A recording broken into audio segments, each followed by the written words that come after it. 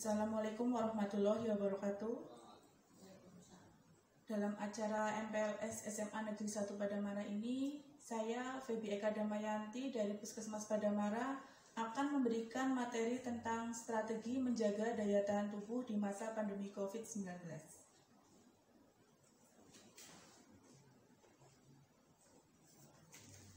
Ada beberapa hal yang akan saya sampaikan pada kesempatan ini.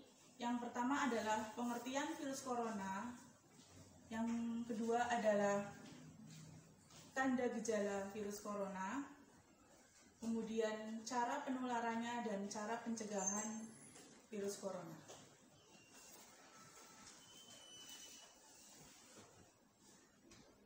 Apa itu virus corona? Coronavirus Disease 2019 atau COVID-19 adalah penyakit baru yang dapat menyebabkan terjadinya gangguan pernafasan dan radang paru. Penyakit ini disebabkan oleh infeksi Severe Acute Respiratory Syndrome coronavirus atau yang biasa disebut dengan SARS-CoV-2. Gejala yang dimunculkan itu beragam, seperti gejala flu biasa, yaitu demam, batuk pilek, nyeri tenggorokan, nyeri otot, dan nyeri kepala. Sampai dengan komplikasi berat, yaitu pneumonia dan sepsis atau infeksi. Bagaimana cara penularan virus corona tersebut? Yang pertama yaitu melalui droplet atau percikan saat batuk, bersin, atau berbicara. Yang kedua, kontak fisik dengan orang yang terinfeksi dengan menyentuh atau berjabat tangan. Yang ketiga, menyentuh mulut, hidung, mata dengan tangan yang terpapar virus.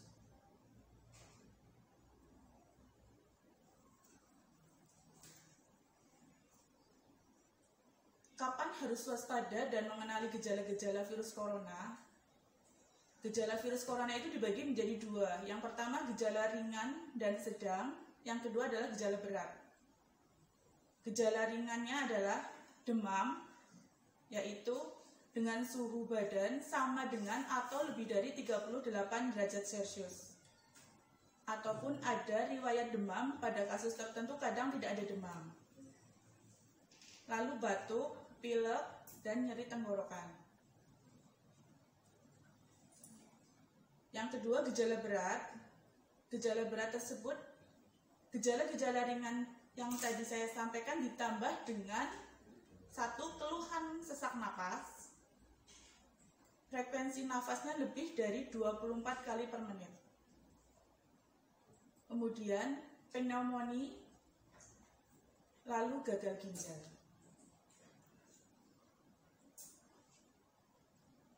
Selain gejala ringan, sedang, dan berat tersebut, ada juga gejala seperti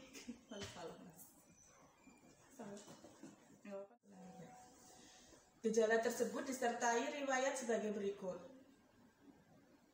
Melakukan perjalanan ke daerah atau negara yang terkonfirmasi adanya transmisi lokal COVID-19 pada 14 hari terakhir sebelum timbul gejala.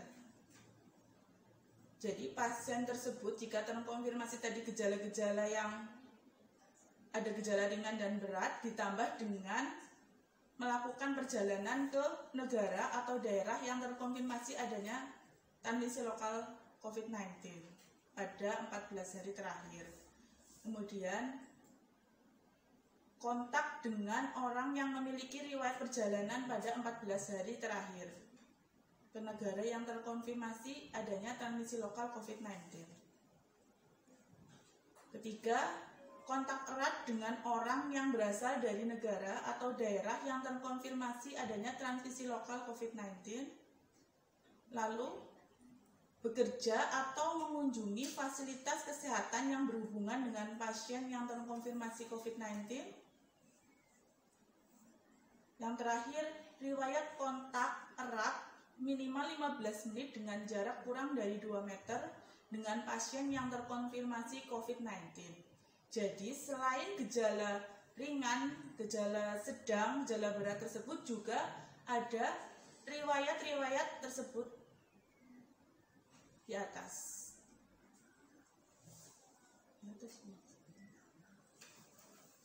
Perslat aja kan Mas, nggak apa-apa ya.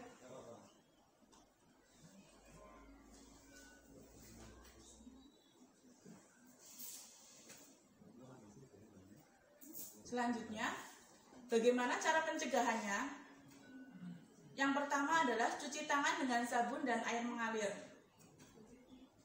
Ada 6 langkah cuci tangan menurut WHO. Yang pertama, ratakan sabun dengan kedua telapak tangan. Kemudian, gosok punggung tangan dan sela-sela jari tangan kiri dan kanan sebaliknya ya. Lalu, ini udah tinggi apa? Kebiasaan ya. Selanjutnya, bagaimana cara pencegahannya? Yang pertama, cuci tangan dengan sabun dan air mengalir. Ada 6 langkah cuci tangan menurut WHO. Yang pertama, ratakan sabun dengan kedua telapak tangan. Kemudian, gosok punggung dan sela-sela jari tangan kiri dan tangan kanan sebaliknya. Lalu, gosok telapak tangan dan sela-sela jari bergantian kanan kiri. Kemudian punggung tangan kanan digosok-gosokkan pada telapak tangan kanan dan telapak tangan kiri sambil membersihkan buku-buku jari. Kemudian ibu jari tangan kiri digosok berputar secara bergantian. Kemudian yang terakhir, gosok ujung jari tangan kanan dan tangan kiri. Kemudian bilas dengan air mengalir. Yang kedua, terapkan etika batuk. Ketika batuk, gunakan masker. Lalu, tutup hidung dan mulut dengan lengan. Jadi, jika batuk, tutup hidung dan mulut dengan lengan. Dapat juga memakai tisu atau sapu tangan. Setelah menggunakan tisu, buang di tempat sampah dan kemudian cuci tangan dengan air mengalir dan sabun. Pencegahan yang ketiga yaitu dengan melakukan physical distancing, yaitu menjaga jarak antar manusia dan menghindari titik keramaian. Hal tersebut dapat mengurangi laju penularan agar pasien segera ditangani dan dapat disembuhkan. Yang keempat, menjaga kebersihan diri dan lingkungan. Menjaga kebersihan diri itu bisa dilakukan dengan mandi 2 kali sehari, ganti baju dan mandi setelah bepergian, dan mengganti pakaian yang kotor. Yang kedua, menjaga kebersihan tempat tinggal dan lingkungan. Menjaga kebersihan tempat tinggal dan lingkungan dapat dilakukan dengan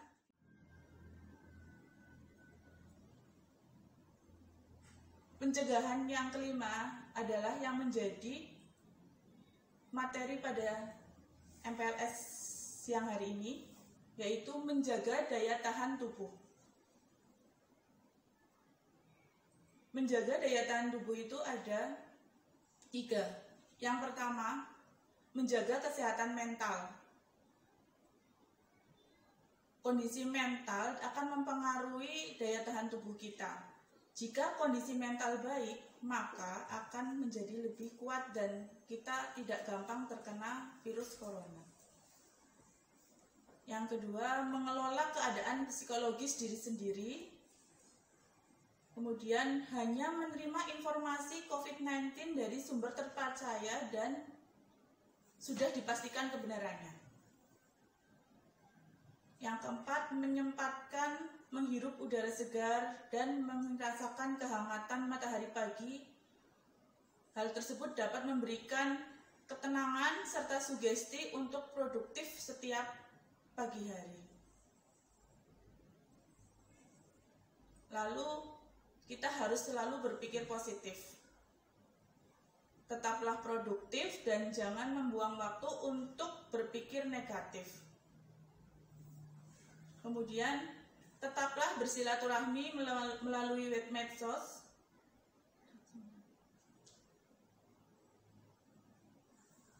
Selanjutnya, tetaplah produktif dan jangan membuang waktu dengan berpikir negatif.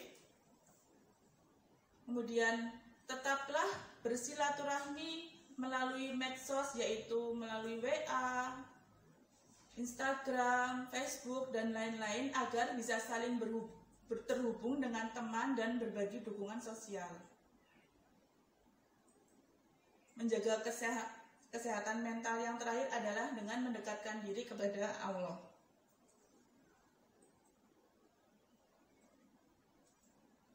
Menjaga daya tahan tubuh yang kedua yaitu dengan menjaga kesehatan dengan makan makanan yang bergizi. Gizi yang baik akan menguatkan sistem kekebalan tubuh sehingga memberikan perlindungan ekstra dan tubuh kita akan lebih sehat. Yang kedua, fokuslah mengkonsumsi makanan bergizi seimbang dan berperilaku hidup sehat supaya terlindung dari penyakit.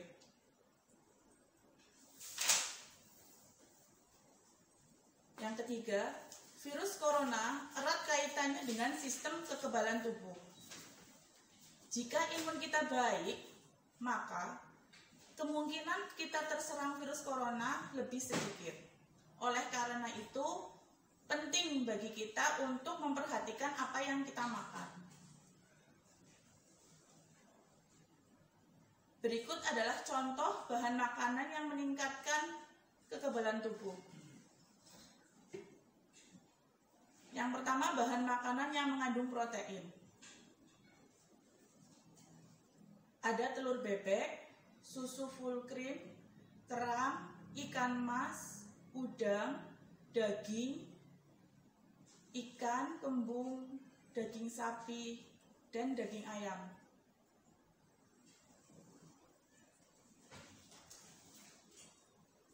Dalam 13 gram telur bebek,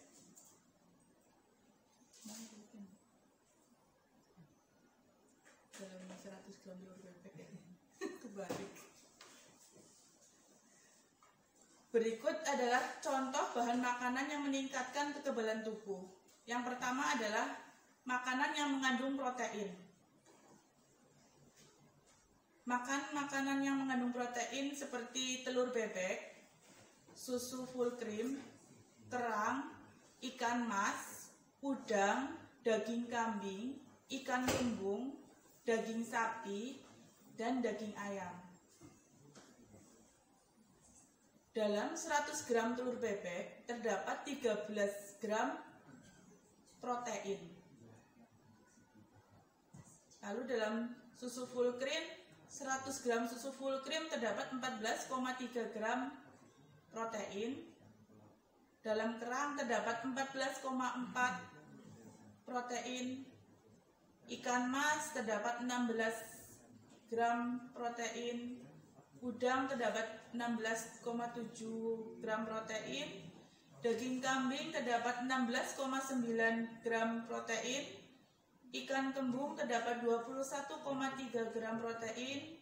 Daging sapi terdapat 24,9 gram protein dan daging ayam terdapat 26,9 protein. Jadi yang terdapat paling banyak protein adalah pada daging ayam.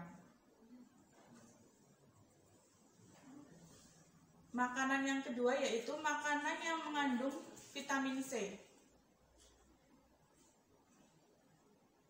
Ada stroberi, lemon, jeruk, pepaya, brokoli, dan jambu biji. Yang paling banyak mengandung vitamin C adalah jambu biji. Dalam 100 gram jambu biji terdapat 184 mg vitamin C. Yang kedua yaitu brokoli, mengandung 75 mg vitamin C, pepaya 62 mg vitamin C, jeruk 61,5 mg vitamin C, lemon 53 mg vitamin C, dan stroberi 53 mg vitamin C. Kemudian makanan yang mengandung vitamin A. Makanan yang mengandung vitamin A terbanyak yaitu pada minyak ikan. Dalam 100 gram minyak ikan terdapat 24.242 gram milisentigram.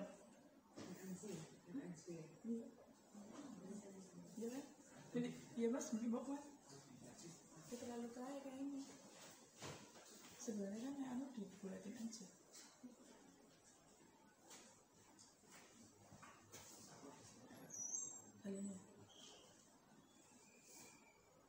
Makanan yang mengandung vitamin A yaitu ada minyak ikan, hati sapi, hati ayam, wortel, kuning telur, mentega, bayam, labu kuning, kangkung, dan ubi jalar. Yang paling banyak mengandung vitamin A yaitu minyak ikan. Yang kedua hati sapi dan hati ayam.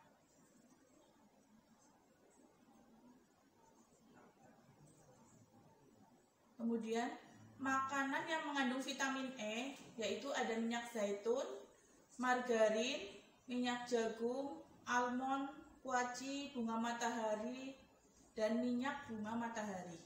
Yang terbanyak mengandung vitamin E adalah minyak bunga matahari, yaitu dalam 100 gram minyak bunga matahari terdapat 51 mg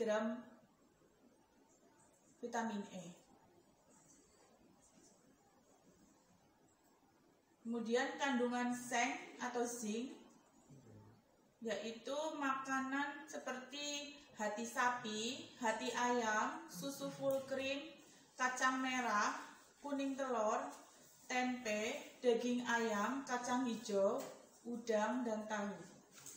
Yang paling banyak adalah hati sapi, yaitu dalam 100 gram hati sapi terdapat 6,1 mg kandungan seng. Vitamin-vitamin tersebut berfungsi sebagai berikut, yaitu yang pertama, vitamin A dapat mengatur sistem kekebalan tubuh sebagai pelindung terhadap berbagai infeksi dengan cara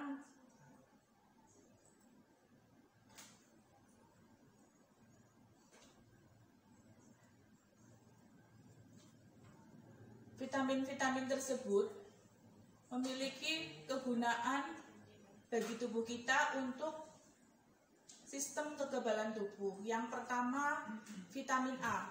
Vitamin A dapat mengatur sistem kekebalan tubuh sebagai pelindung terhadap berbagai macam infeksi dengan cara menjaga permukaan kulit dan jaringan di mulut, lambung, usus, dan sistem pernafasan agar tetap sehat.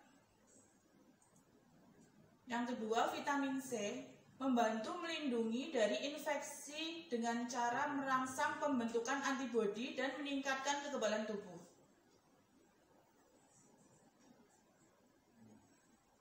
Manfaat vitamin E yaitu berfungsi sebagai antioksidan untuk menetralkan radikal bebas dan dapat meningkatkan fungsi kekebalan tubuh.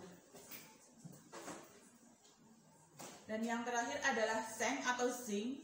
Tugasnya adalah membantu sistem kekebalan tubuh agar bekerja dengan baik dan dapat membantu untuk menyembuhkan luka.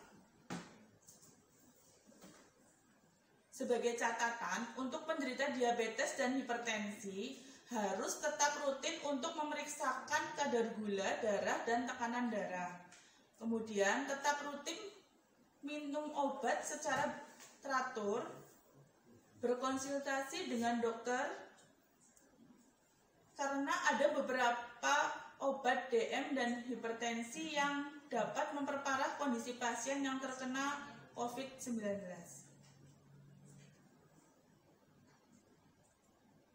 Kemudian tetap membatasi makanan yang telah dianjurkan untuk penderita diabetes dan hipertensi dengan meningkatkan asupan vitamin C, A, A dan E, yaitu yang terdapat dalam buah dan sayur.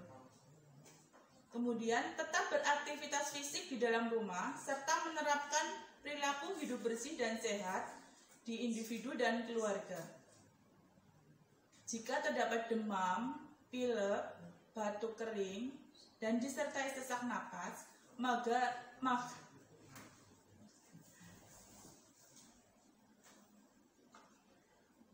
catatan untuk penderita diabetes dan hipertensi. Yang pertama, tetap rutin memeriksakan kadar gula darah dan tekanan darah. Yang kedua, tetap rutin minum obat setelah berkonsultasi dengan dokter, karena ada beberapa obat untuk penyakit diabetes dan hipertensi yang dapat memperparah kondisi pasien yang sudah terinfeksi COVID-19. Yang ketiga, tetap membatasi makanan yang telah dianjurkan untuk penderita diabetes dan hipertensi dengan meningkatkan asupan vitamin C, A, dan E yang terdapat pada buah dan sayur. Yang keempat, tetap beraktivitas fisik di dalam rumah serta menerapkan perilaku hidup bersih dan sehat di dalam individu dan keluarga.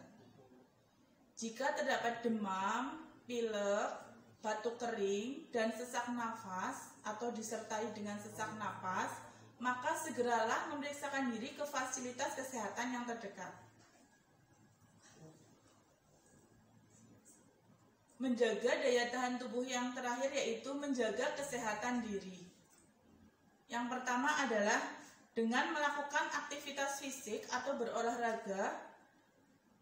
Sebaiknya olahraga tersebut dilakukan minimal 30 menit selama minimal 3 kali dalam 1 minggu.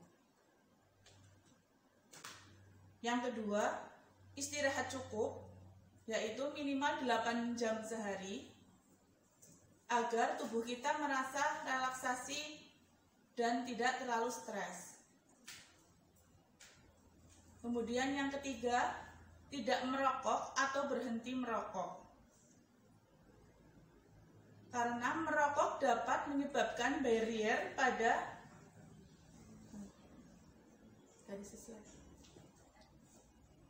menjaga kesehatan, menjaga daya tahan tubuh yang terakhir yaitu menjaga kesehatan diri. Yang pertama yaitu dengan melakukan aktivitas fisik atau berolahraga. Yaitu olahraga itu dilakukan sebaiknya minimal 3 kali seminggu dengan durasi 30 menit. Yang kedua, istirahat cukup minimal 8 jam sehari supaya badan bisa relaksasi dan tidak stres. Yang ketiga, tidak merokok atau berhenti merokok. Merokok bisa mengakibatkan kerusakan barier fisik seperti mukosa yang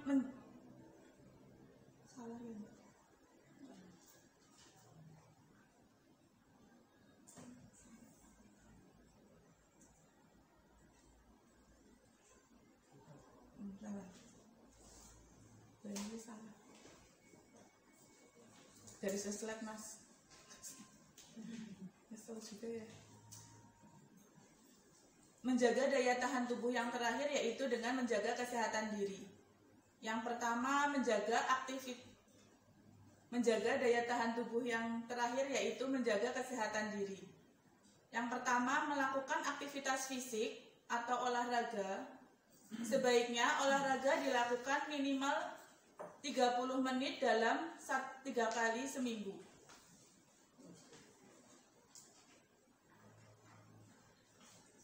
Yang kedua, istirahat cukup 8 jam sehari supaya badan lebih relaksasi.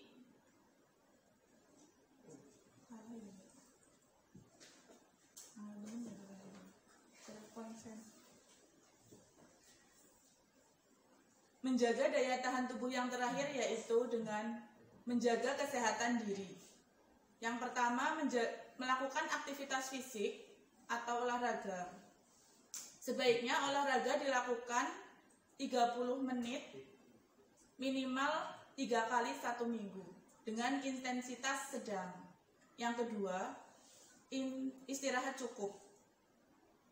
Istirahat cukup diperlukan agar tubuh kita mengalami relaksasi dan terhindar dari stres. Yang ketiga, tidak merokok atau berhenti merokok. Merokok bisa merusak barier fisik seperti mukosa yang menjaga zat-zat berbahaya dari luar. Jadi sangat penting bagi para perokok untuk berhenti merokok. Demikian strategi dalam menjaga daya tahan tubuh di masa pandemi COVID-19. Demikian cara menjaga strategi